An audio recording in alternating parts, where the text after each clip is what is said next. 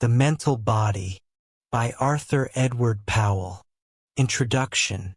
The present volume constitutes the third installment in a series dedicated to the examination of man's vehicles, its two predecessors being the etheric body and the astral body.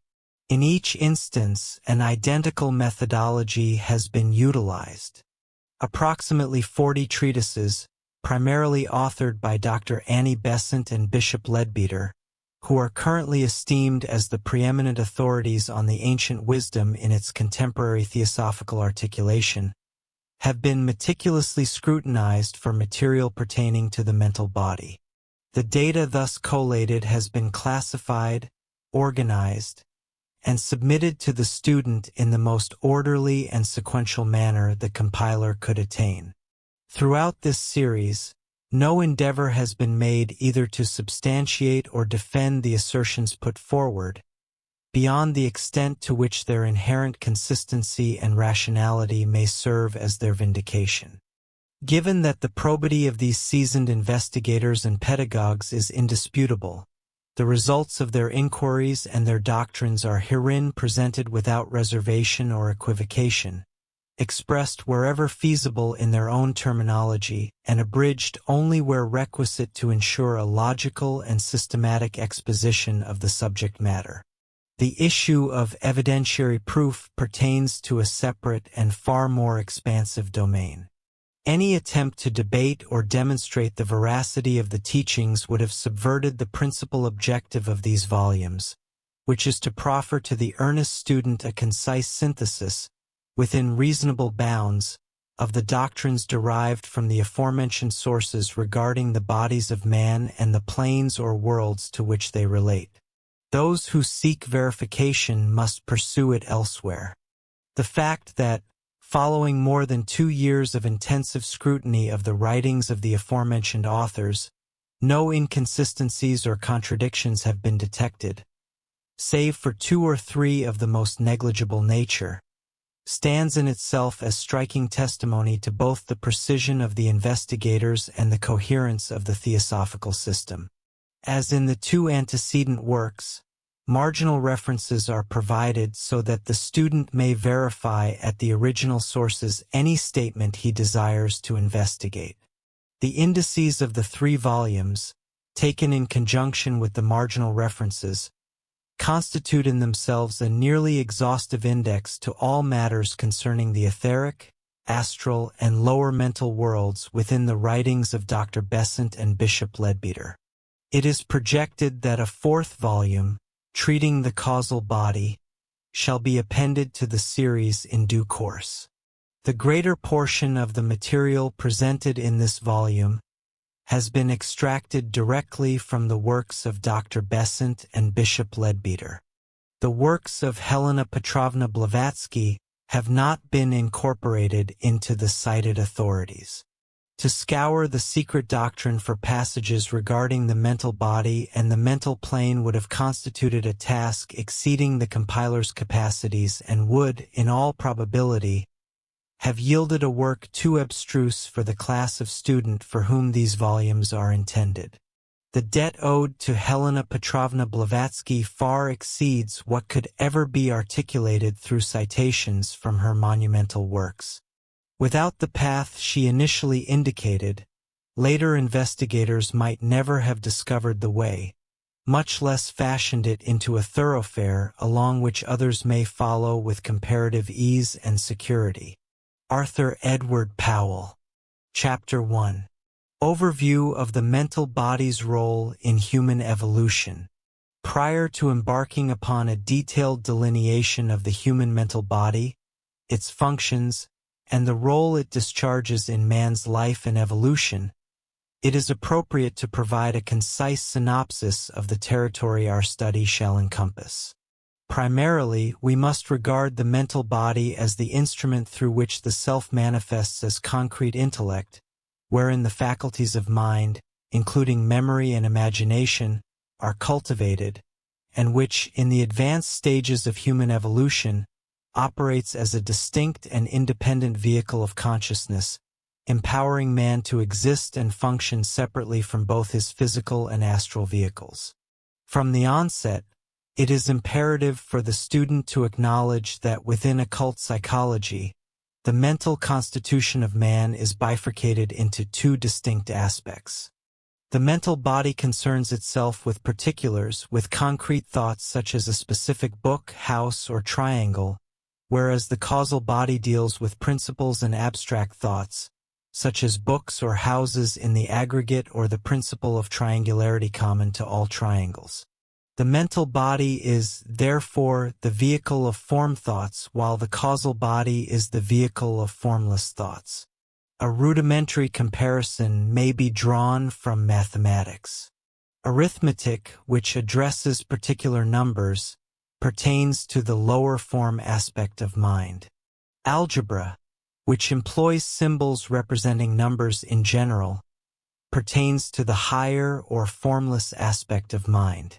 The terms form and formless are employed here in a relative sense. Thus, a cloud or a flame, while possessing form, may nevertheless be deemed formless in relation to a house or a block of wood. Subsequently, we must scrutinize that peculiar, semi-intelligent, and exceedingly dynamic life substance known as the mental elemental essence, and the role it enacts in the process of human ideation. Following this, we shall present an account of the structure and composition of the mental body, succeeded by a description of representative examples of mental bodies appertaining to men at varying stages of development. A pivotal feature of our inquiry will be an investigation of kama-manas, the association or entanglement of desire with thought, in terms of which it might be feasible to chronicle the history of the entire human race as well as that of each individual. So intimate is this interweaving that certain schools of thought have regarded the astral and mental bodies as a single vehicle of consciousness, which, for practical purposes, they effectively are in the case of the vast majority of mankind. The dual activity of thought within its own sphere must also be contemplated, namely the radiation of thought waves and the generation with frequent projection into space of thought forms. The repercussions which these two categories of phenomena engender upon their creators and upon others will require examination, particularly in relation to thought transference, which shall be discussed under the divisions of unconscious and conscious, the latter incorporating mental healing, of which a concise outline will be proffered. Consideration must be accorded to the influence exerted by the physical body and physical environment generally upon the mental body and its activities, and conversely, to the influence of the mental body upon the physical vessel and material objects. The same reciprocal relationship between the astral and mental bodies must then be addressed, demonstrating how each in turn affects the other. We shall then turn more directly to the mental body itself, considering how it functions and how its powers may be cultivated and disciplined, both when operating through the physical brain and when acting independently as a separate vehicle of consciousness. This inquiry naturally conduces to the systematic discipline of the mental body, encompassing concentration, indispensable to all efficacious mental labor, meditation, and finally contemplation, which culminates in mystical awareness. The activity of the mental body during the slumber of the physical form will receive succinct attention, after which a brief account will be rendered of the artificial and temporary mental body known as the Mayavirupa. Ultimately, our study shall conclude with an examination of the existence that ensues following physical and astral dissolution, lived upon the mental plane itself. This subject will necessitate treatment at some length, for we must study the general principles underlying the course of that mental existence and many of its particulars. We must further briefly examine typical examples of life on each of the four lower mental subplanes, in what the Theosophist designates Devachan, the Christian heaven. Having advanced to this stage, We are now positioned to comprehend the reality and possibilities of the mental plane viewed as a distinct world in itself. Consequently, we shall examine it as such, investigating the nature of life therein and the general character of its phenomena. Among these features, we shall encounter the thought centers, which constitute a subject of significant interest and importance. From these, we shall proceed to the Akashic records, that miraculous and infallible memory of nature wherein all things are preserved and recorded, such that they may be read by anyone possessing the requisite qualifications. A subsequent chapter will be dedicated to the inhabitants of the mental plane. Thereafter, as man departs the lower mental plane upon the dissolution of his mental body, we shall follow him briefly, sufficient to obtain a glimpse of his broader and more complete existence upon the higher mental or causal plane. Having thus traced the human pilgrimage through physical death, the passage through the astral plane, and, in this volume, the journey to the threshold of his true home, the causal or higher mental world, we may form a conception of the relationship between the man in his three lower vehicles, those of the personality, and the true man in his causal body, the soul or individuality. This aspect of our inquiry will be addressed in the chapter concerning the personality and the ego. Subsequently, we resume the narrative as the man emerges from his home to descend for rebirth in the lower worlds. Finally, a chapter will be consecrated to the life of the individual who has attained the stage where he is deemed worthy of acceptance as a chela, or disciple, by those masters of the wisdom who, as the elder brethren of humanity, serve their younger brothers with such unerring wisdom, such tireless patience, and such unfailing, infinite love. For it is today within the reach of many who will address themselves to the task of becoming worthy, to be trained by them to assist, in however slight a measure, in their work for the service of the world. It is also possible to delineate, more or less categorically, the qualifications required before that inestimable privilege may be conferred. Chapter 2. Nature and Evolution of Mental Elemental Matter. Before we may profitably analyze the mental body regarding its composition, structure, or modes of operation, it is essential to delineate what is termed mental elemental essence. The student will recall that following the establishment of the atomic conditions of matter on each plane of nature, the third aspect of the Trinity descends into the ocean of virgin matter and, by imparting his vitality, awakens the atomic matter to new powers and possibilities, resulting in the production of the lower subdivisions of every plane. Into matter thus quickened descends the second great outpouring of the divine life, or, as expressed in Christian symbolism, the Son incarnates of the Holy Spirit and the Virgin Mary. This outpouring of the divine life receives various designations at different stages of its descent. Viewed in its totality, it is frequently termed monadic essence, particularly when ensheathed solely in the atomic matter of the various planes, for it is then adapted to provide permanent atoms for monads. When it animates non-atomic molecular matter, it is styled elemental essence, a nomenclature borrowed from medieval occultists who applied it to the substance composing the bodies of nature spirits, whom they designated elementals. When, in its downward progression, it vitalizes the matter of the three higher levels of the mental plane, it is described as the first elemental kingdom. After completing an entire chain period of evolution therein, it descends to the four lower levels of the mental plane, where it constitutes the second elemental kingdom for the duration of another chain period. In this state, it is known as mental elemental essence. During the subsequent chain period, it passes to the astral plane, where it forms the third elemental kingdom or astral elemental essence. Each of these three constitutes a kingdom of nature, exhibiting as extensive a diversity in the manifestations of its life forms as do the animal and vegetable kingdoms with which we are familiar. Within each kingdom, there also exist the customary 7 clearly distinct types or rays of essence, each further subdivided into 7 secondary types. Both mental and astral elemental essence are intimately connected with man, his bodies, and his evolution, as will be elucidated in the course of our study of the mental body. It is imperative to understand that on both the astral and the mental planes, elemental essence is entirely distinct from the mere matter of those planes. A further truth of high importance is that the life animating both mental and astral matter is upon the descending or outward arc of evolution.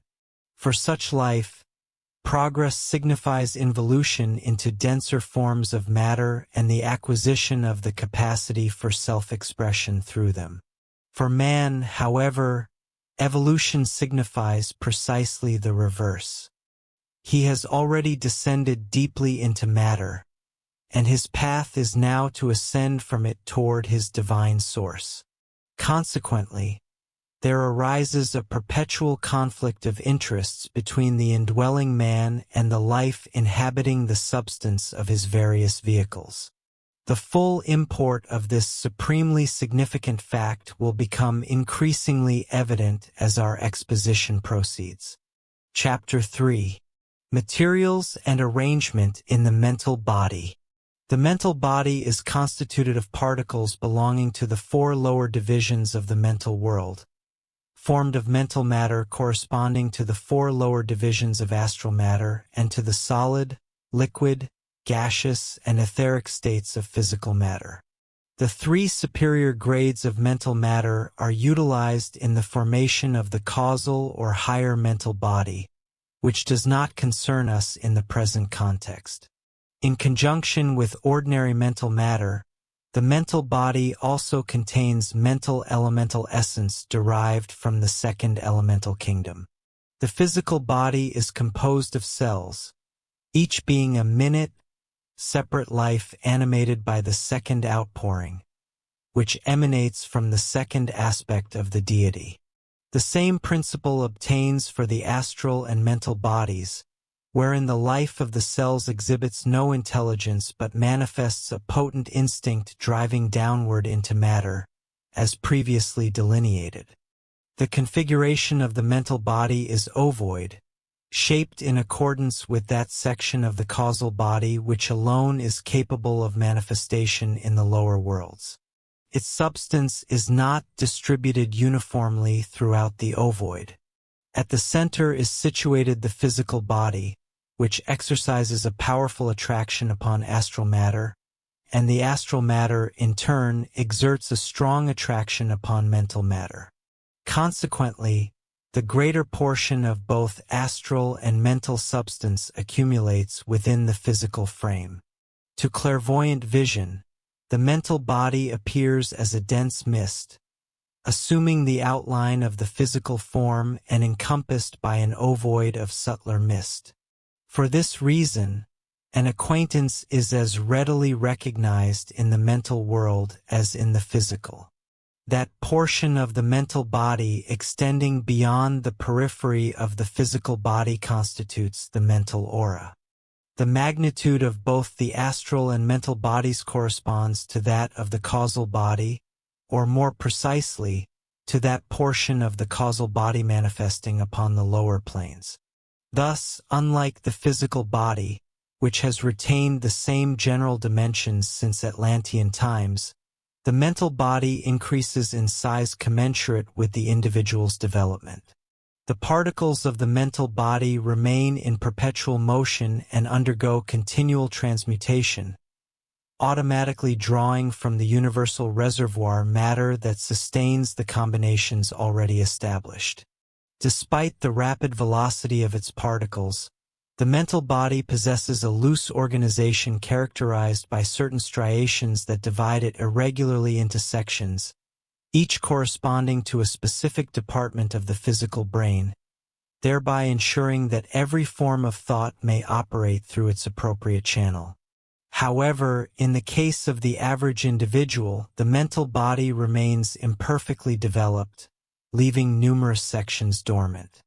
Consequently, when such an individual attempts a mode of thought pertaining to an undeveloped area, the impulse is compelled to traverse an alternative active channel, resulting in clumsy and fragmentary cerebration.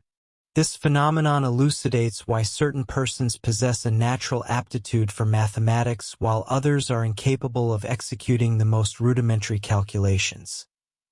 Similarly, it clarifies why some instinctively grasp and appreciate music, whereas others fail to differentiate between distinct melodies. Elevated thoughts generate vibrations within the finer substance of the body, which, by virtue of its levity, ascends to the upper region of the ovoid. Conversely, selfish or avaricious cogitations activate the coarser matter, which descends to the lower section. As a result, the ordinary man who habitually succumbs to selfish impulses expands the lower portion of his mental body, creating the semblance of an egg with its broader end positioned downward. In contrast, the individual who eschews such baser impulses and dedicates himself to noble ideation expands the upper region of his mental body, causing it to resemble an egg balanced upon its narrower end. These configurations, however, are merely transient, for the ovoid's inherent equilibrium gradually reestablishes itself. Through an examination of the hues and striations of a subject's mental body, a clairvoyant may discern his character and the progress achieved during his current incarnation. The mental body is refined in its constituents to a degree commensurate with the stage of intellectual development the individual has attained.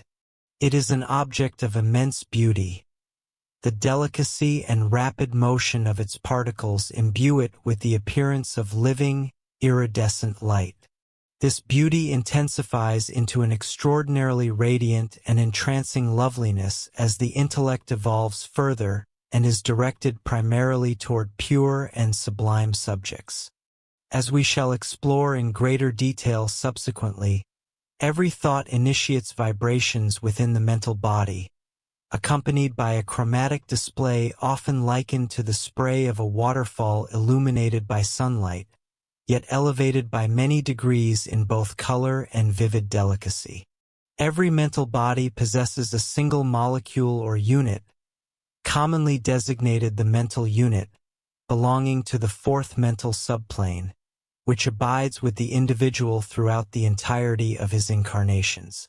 As our study progresses, we shall observe that while the constituent materials of the mental body are dispersed and recongregated repeatedly across successive lives, the mental unit persists as a stable center throughout. The mental unit may be viewed as the heart and nucleus of the mental body. Indeed, the overall appearance of the body depends to a significant extent upon the relative activity of the various components of that unit.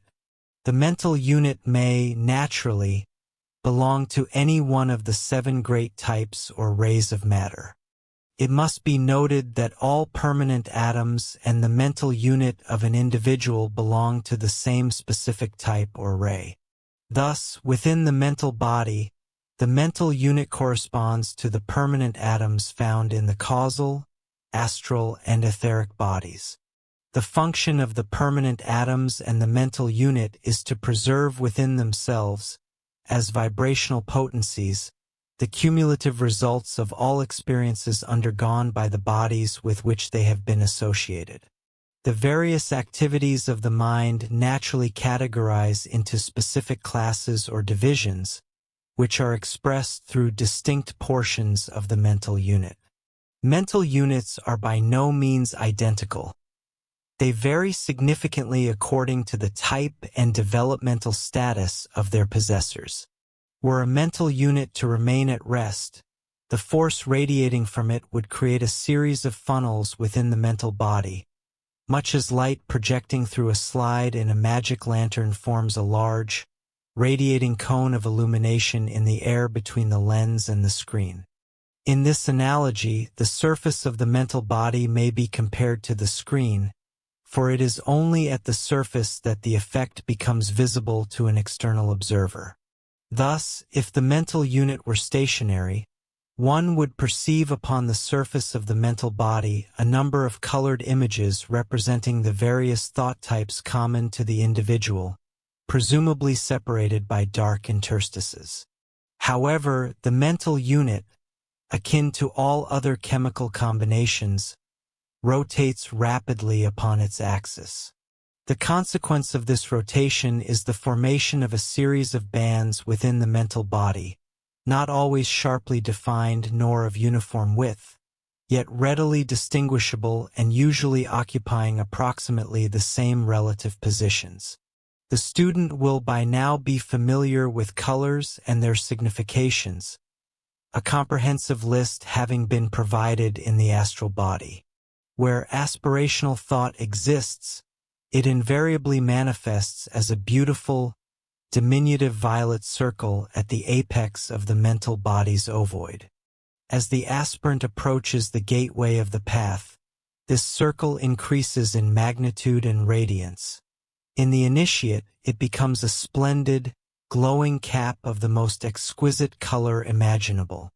Beneath this often lies the blue ring of devotional thought, typically narrow in form, except in the rare instances of those whose religious sentiment is truly profound and genuine. Adjacent to that, one may observe the much broader zone of affectionate thought, appearing in any shade of crimson or rose, corresponding to the specific type of affection indicated. Proximally to the zone of affection, and frequently closely associated with it, is found the orange band, which expresses proud and ambitious thought. Furthermore, in intimate relation to pride appears the yellow belt of intellect, commonly divided into two bands denoting the philosophical and scientific modes of thought, respectively. The positioning of this yellow hue varies considerably among individuals. At times it fills the entire upper portion of the ovoid, rising above devotion and affection, in which case pride is generally excessive. Beneath the group just described, and occupying the middle section of the ovoid, lies the broad belt devoted to concrete forms, the region of the mental body from which all ordinary thought forms emanate. The dominant color here is green, often shaded with brown or yellow, contingent upon the individual's disposition. No portion of the mental body exhibits wider variation than this. Some individuals possess mental bodies crowded with a vast array of concrete images, whereas others contain but a few. In some, these forms are distinct and well-defined. In others, they are vague and hazy to the extreme. In certain cases, they are classified, labeled, and arranged in the most orderly fashion, while in others they lack arrangement entirely, remaining in hopeless confusion. In the lower section of the ovoid are situated the belts expressing all manner of undesirable thoughts. A muddy precipitate of selfishness often fills the lower third, or even half of the mental body. Above this, a ring portraying hatred, cunning, or fear is sometimes distinguishable. Naturally, as an individual develops, this lower region vanishes, and the upper portion gradually expands until it permeates the entire body, as depicted in the illustrations in Man Visible and Invisible by Bishop Charles Webster Leadbeater.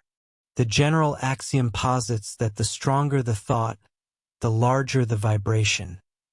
Conversely, the more spiritual and unselfish the thought, the higher and more rapid the vibration becomes. Strength of thought engenders brilliance, while spirituality engenders delicacy of color. In a subsequent chapter, we shall describe several typical mental bodies and indicate how various other mental qualities manifest themselves. Chapter 4. primary roles and cognitive processes. The mental body serves as the vehicle through which the self reveals and expresses itself as the concrete intellect. The mind is the reflection of the cognitional aspect of the self as knower, and constitutes the self operating within the mental body. Most individuals are unable to distinguish the man from the mind. Consequently, for them, the self they seek is identified with the mind. This is natural, if not inevitable, for in the present stage of evolution, the men of the fifth race are primarily engaged in the development of the mental body. In previous epochs, the physical body was vitalized as an instrument of consciousness, and the astral body has likewise been at least partially animated in the majority of mankind. The vitalization of the mental body is the specific task which humanity is now summoned to undertake. The development of the astral body, with its capacity for expressing desire or emotion, constituted the primary labor of the fourth root race, the Atlantean, just as it remains the focus of the fourth subrace of the fifth root race, the Celtic. As previously noted, the distinctive quality which the fifth race is destined to cultivate, both in its root and in its subrace, is manas or mind, that form of intellect which discriminates and distinguishes.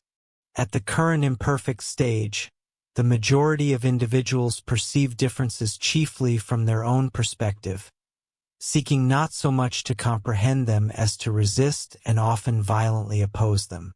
However, when this faculty is fully unfolded, differences will be observed with equanimity, with the sole aim of understanding them and discerning the optimal course. At the present stage of the fifth subrace, weakness in others is viewed as an opportunity for exploitation, enslavement, or subjugation for the sake of self-aggrandizement, rather than as a condition to be strengthened and supported towards independence. Yet, however unsightly these early stages may appear, the development of the mental faculty is indispensable, for the true spirit of criticism is essential to genuine progress. The sixth root race, as well as the sixth subrace of the fifth root race, will be devoted principally to the cultivation of spirituality, characterized prominently by synthesis, compassion, and an eagerness to serve. The present condition of human mental and emotional development warrants further elucidation. The current fourth round is chiefly intended for the evolution of desire and emotion, whereas the fifth round is appointed for the development of the intellect. Nevertheless, through the impetus provided by the Lords of the Flame, the intellect has already advanced a full round beyond what might be considered its normal progression. Concurrently, it must be understood that the intellectual power upon which modern man prides himself is but a faint foreshadowing of that which the average individual will attain at the culmination of the next, the fifth round. The Lords of the Flame descended from the planet Venus to this earth during the third root race and assumed the direction of our evolution. Their leader, known in Indian scriptures as Sanat Kumara, arrived with 3 lieutenants and approximately 25 adepts as assistants. Additionally, approximately 100 human beings were transferred from Venus and integrated with the general humanity of the Earth. These exalted beings are those referred to in the secret doctrine as projecting a spark into mindless men and awakening within them the faculty of intellect. Their influence was, in actuality, more of a magnetic stimulation, drawing humanity toward themselves and enabling men to unfold the latent spark of mind and thereby achieve individualization. Returning from this necessary digression, it must always be remembered that, although for purposes of study man may be distinguished from the vehicles he employs, the self remains one, however diverse the forms through which it manifests. Consciousness is a unity, The divisions we impose upon it are established either for the convenience of study or are illusions arising from the limitations of the organs through which it functions in the lower worlds. The self possesses three aspects: knowing, willing, and energizing, from which arise thoughts, desires, and actions. Yet the entire self knows, wills, and acts.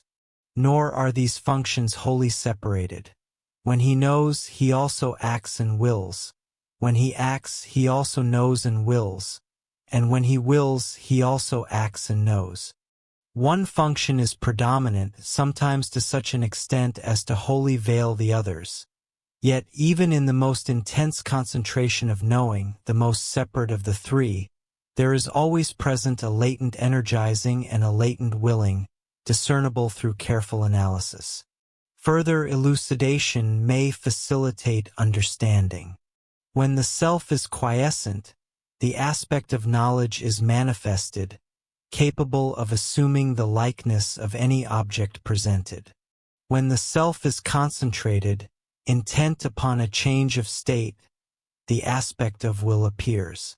When the self, in the presence of an object, exerts energy to contact that object, the aspect of action is displayed. It will thus be seen that these three are not separate divisions of the self, nor three distinct entities joined or compounded into one, but rather one indivisible whole manifesting in three modes. From the standpoint of Eastern Yoga, mind is simply the individualized consciousness, the totality of that consciousness, including its activities. Yoga describes the process of consciousness thus: awareness of objects, the aspect of intelligence, is the dominant note of the mental plane. The desire to obtain objects, the aspect of desire, is the dominant note of the astral plane. And the endeavor to attain objects, the aspect of activity, is the dominant note of the physical plane. On the Buddhic plane, cognition as pure reason predominates. Each of these aspects is present continuously, yet one predominates at one time and another at another. Returning now to a more detailed examination of the mind, we observe that abstract thinking is a function of the self expressing itself through the higher mental or causal body. Conversely, concrete thinking is performed by the self working through the mental body, or the lower mental body as it is sometimes designated. We shall presently consider the mechanism of concrete thinking in detail. It is also within the mental body that memory and imagination originate. The germ of memory lies in tamas, the inertia of matter, which constitutes a tendency to repeat vibrations once initiated, when acted upon by energy. The mental body is thus the vehicle of the ego, the true thinker, who resides within the causal body. However, while the mental body is intended eventually to serve as the vehicle of consciousness on the lower mental plane, it also operates upon and through the astral and physical bodies in all manifestations customarily termed the mind in ordinary waking consciousness. In detail, the process proceeds as follows. The act of concrete thinking sets the matter of the mental body into vibration. This vibration is transferred an octave lower, as it were, to the grosser matter of the thinker's astral body.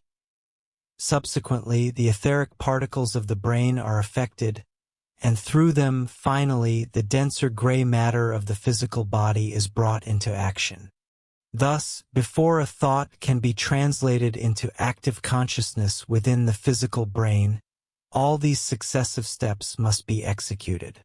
The sympathetic nervous system is primarily connected with the astral body, whereas the cerebrospinal system is more directly under the influence of the ego functioning through the mental body. The process described above may be further elucidated. Every particle in the physical brain possesses its astral counterpart, which in turn possesses its mental counterpart. If, then, we postulate for the purposes of our examination that the entire physical brain were extended so as to be but one particle in thickness, We may further imagine the corresponding astral and mental matter arranged in layers in a similar manner. The astral slightly above the physical and the mental slightly above the astral. We thus discern 3 layers of matter of differing density, all mutually corresponding, yet not conjoined in any way save that, here and there, links of communication exist between the physical and astral particles, and between the astral and mental particles. Such a configuration would fairly represent the state of affairs within the brain of the average individual. Consequently, when such an individual desires to transmit a thought from the mental to the physical plane, the thought, owing to the occlusion of numerous channels, may be compelled to deviate from a direct course. It must traverse laterally through the mental matter of the brain until it discovers a downward path, eventually passing through a conduit ill-suited to its nature. Upon reaching the physical level, it must again shift laterally within the physical brain to encounter those physical particles capable of giving it expression. It is evident that such a methodology is both cumbersome and inefficient. We may thus comprehend why certain individuals possess no grasp of mathematics, or lack an appreciation for music, art, and similar disciplines. The rationale is that, within the specific region of the brain dedicated to that particular faculty or subject, the necessary lines of communication have not yet been established. In the case of the adept, the perfected man, every particle possesses its own distinct conduit, and full communication exists uniformly throughout every part of the brain.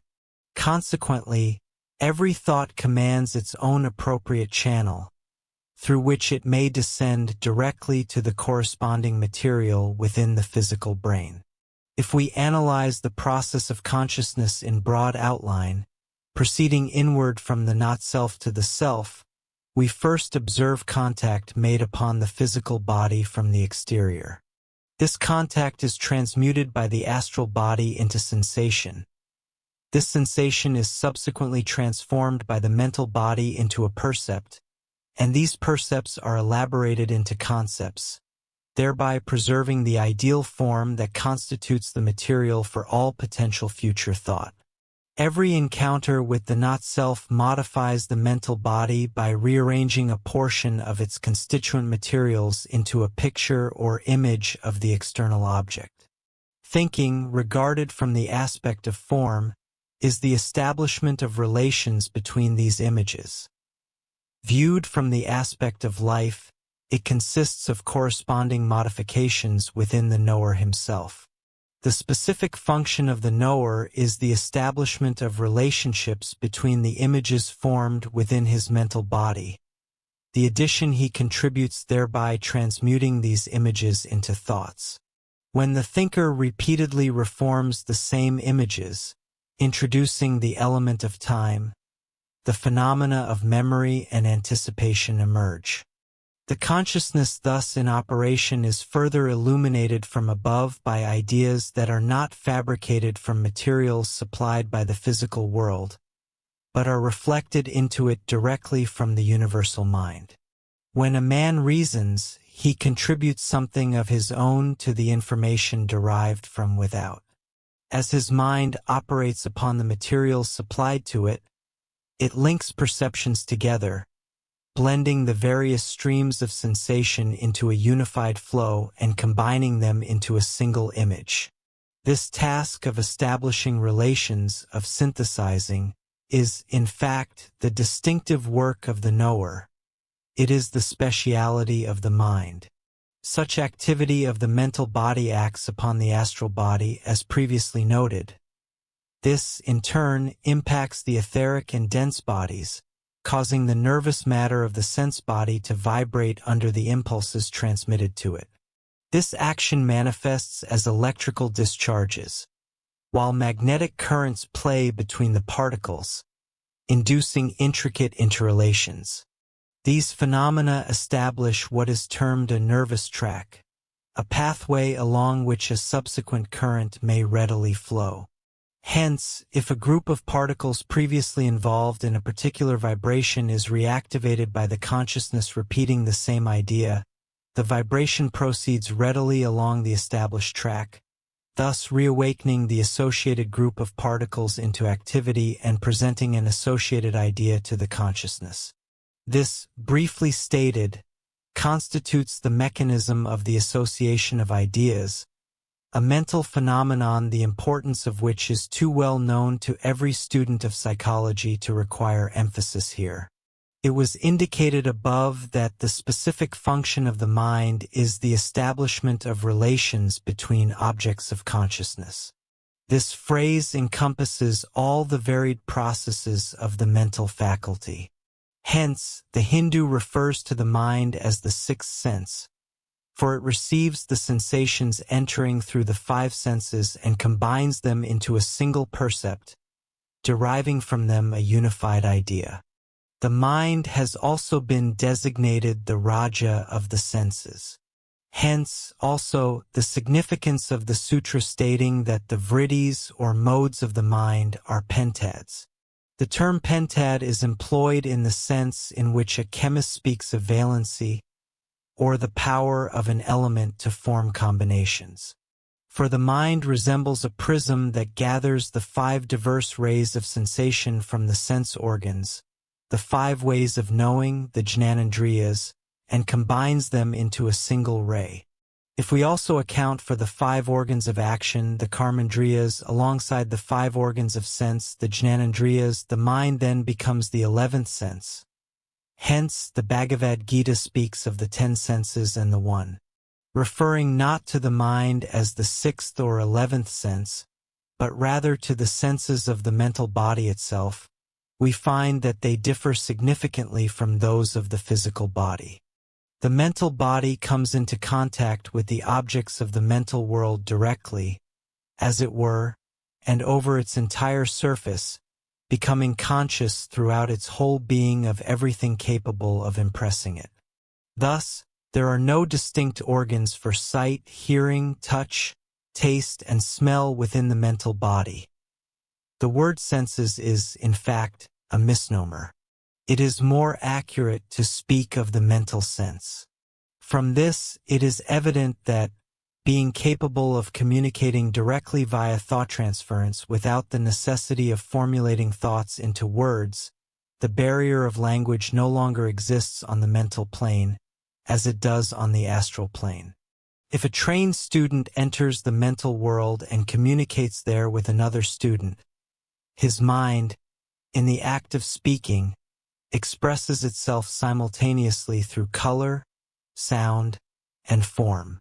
Consequently, the complete thought is conveyed as a colored and musical image, rather than a mere fragment being exhibited, as is the case on the physical plane through the symbols we call words. There exist certain ancient texts written by great initiates in color language, the language of the gods. This language is known to many cellists and is derived, insofar as form and color are concerned, from the speech of the mental world, in which, as previously stated, a single thought simultaneously gives rise to form, color, and sound. It is not that the mind thinks in color, sound, or form. Rather, it thinks a thought which is a complex vibration in mental matter, and that thought expresses itself in all these modes through the vibrations it generates. In the mental body, therefore, a man is liberated from the limitations of his separate sense organs and is receptive at every point to every vibration which, in the physical world, would present itself as separate and distinct from its fellows. The mental body of the average man today is relatively much less developed than the astral and physical bodies. The normal man, at the present stage of evolution, identifies himself with the brain consciousness, that is, the consciousness operating within the cerebrospinal system. Here he perceives himself distinctly and consecutively as I only on the physical plane, which is to say, in the waking state. However, except insofar as the cerebrospinal system is concerned, The consciousness of the average man functions from the astral plane, the realm of sensation. Yet, in the more highly evolved men of the fifth race, the center of consciousness resides in the mental body, operating from the lower mental world, such that the man is moved more by ideas than by sensations. Thus, on the astral and mental planes, the average man is conscious but not self-conscious.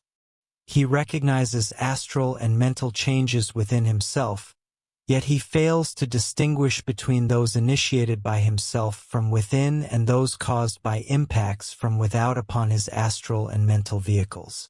To him, they all appear merely as changes within himself. Consequently, the physical plane constitutes the sole reality for him, and all phenomena of consciousness pertaining to the astral and mental worlds are deemed by him to be unreal, subjective, and imaginary. He perceives them as fabrications of his own imagination, rather than as the results of impacts upon his astral and mental bodies from external spheres. He is, in effect, an infant upon the astral and mental planes. Thus, in the unevolved individual, the mental body lacks the capacity to function separately upon the mental plane as an independent vehicle of consciousness during terrestrial life.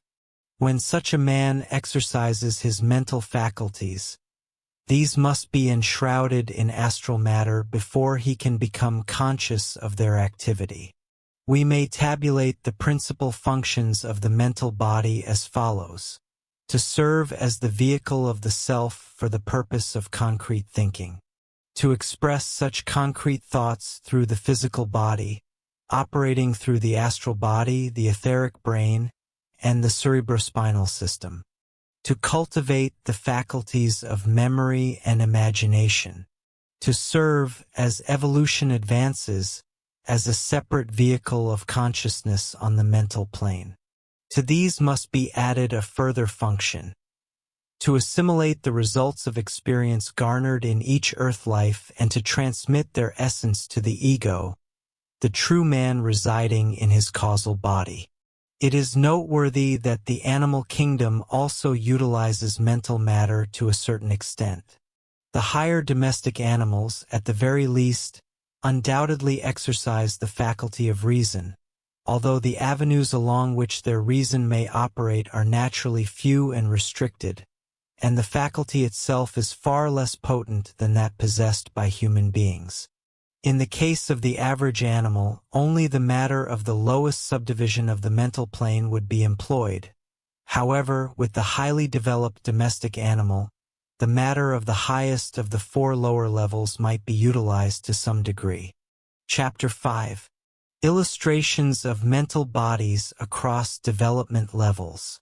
The mental body of a savage is depicted in Man Visible and Invisible, Plate 6, opposite page 87. Where the colorations correspond, the mental body resembles the astral body in repose.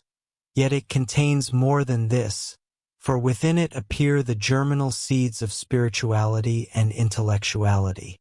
In the savage, these elements are slight, yet they are of paramount importance for future development. Upon examining such a body in detail, one perceives at the summit a dull yellow, indicating a modicum of intellect, although its muddy tone demonstrates that it is directed exclusively towards selfish ends.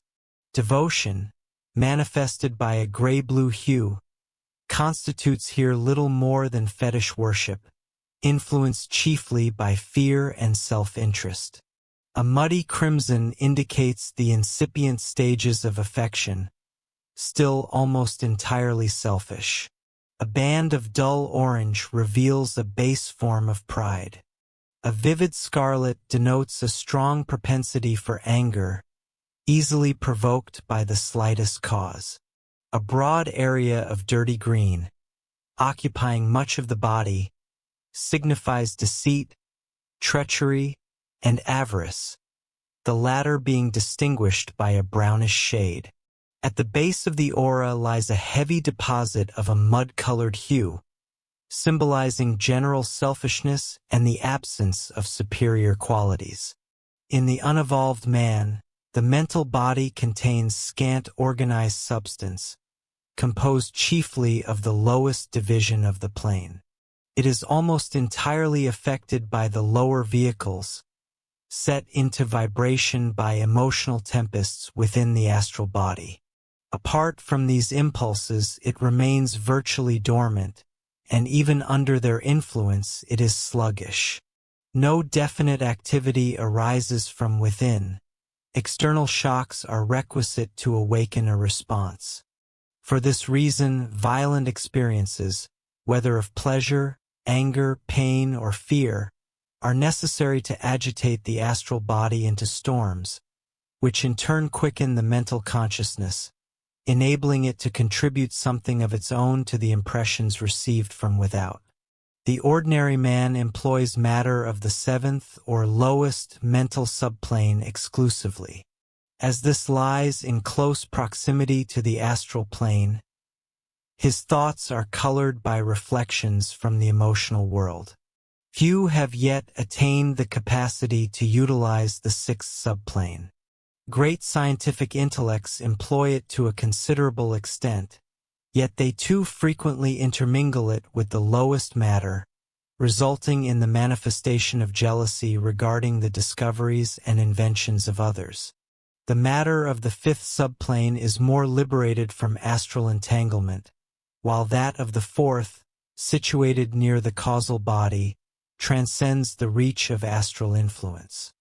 On Plate 9, opposite page 93 of the same work, the mental body of an ordinary man is illustrated. Here, one discovers a greater proportion of intellect, love, and devotion, accompanied by a marked amelioration in quality, for the colors are more translucent. Pride persists, yet it is now of a loftier nature, directed toward noble qualities rather than brute strength or cruelty. A significant amount of scarlet remains, revealing a susceptibility to anger. The green is of a purer consistency, denoting versatility and adaptability rather than deceit. In the savage, the green was positioned below the scarlet, as the qualities it represented required coarser matter than that of anger. In the ordinary man, the green is found above the scarlet, indicating that it now requires finer matter than that of anger. Thus, the general quality of the mental body is superior. A large portion of brown, denoting selfishness, still remains, yet the tone is warmer and less harsh than before. The mental body of the average man is, therefore, of greater magnitude, exhibits distinct organization, and contains material drawn not only from the lowest division but also from the sixth, fifth, and fourth. As with the physical and astral bodies, so it is with the mental. Exercise fortifies it, while neglect debilitates and ultimately destroys it. Every vibration generated within the mental body alters its constitution, expelling that which cannot respond and replacing it with suitable matter drawn from the inexhaustible supply surrounding it. Plate 22, opposite page 121, illustrates the mental body of a developed man. In this vehicle, pride, anger, and selfishness have been wholly eradicated, while the remaining colors have expanded to occupy the entire ovoid and have improved in tone to such an extent that they present a wholly different impression. As all thought of self has vanished from them, they are more refined and delicate. Additionally, there has appeared at the summit of the aura a pure violet interspersed with golden stars, signifying the acquisition of novel and superior attributes, to wit, spiritual aspiration.